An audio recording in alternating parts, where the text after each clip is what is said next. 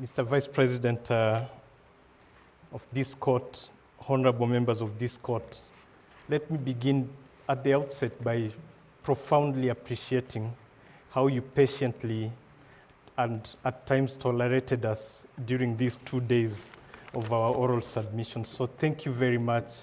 And I'm saying this with first-hand experience of what it means to be on that side of this court.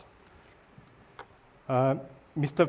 Vice President, honorable justices, this case represents a troubling attempt to undermine the procedural integrity of this institution. It is also a moment of heightened responsibility. As the first state-to-state dispute brought before the court, this case carries profound implications for the procedural and substantive standards that will govern future proceedings of this nature.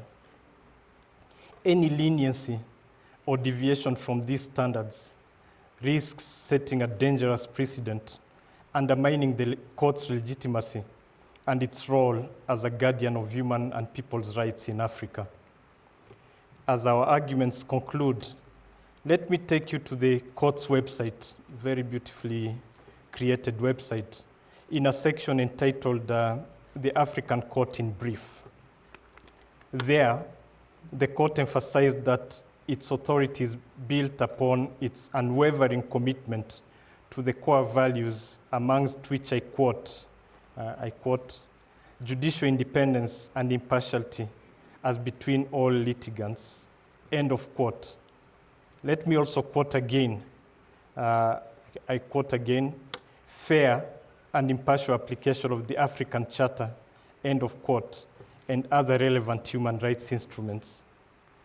The trust that African states place in this court depends fundamentally on its adherence to these core values, as well as on insistence on rigorous compliance with its rules and established procedural norms. This trust is not a given. It's normally earned and maintained by ensuring that all parties are held to the same exact standards, regardless of their motivations or the nature of their claims, and by applying the law as it is and stands today, not as a party may wish it to be. As with other courts, the integrity of this court's process is what ensures its continued relevance and authority in resolution of disputes across the continent.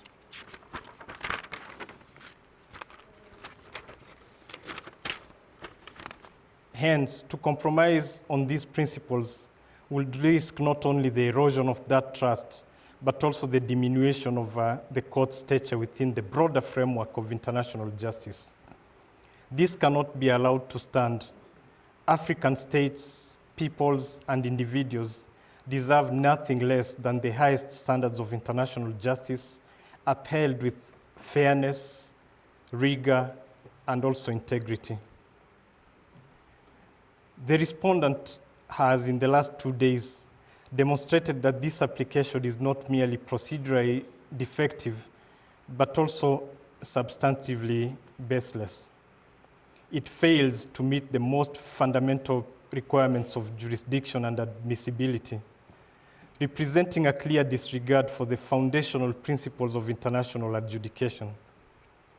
The applicant's actions constitute an orchestrated misuse of these court's mechanisms, evidenced by its procedural irregularities, failure to exhaust local remedies, and reliance on duplicative claims filed before another forum.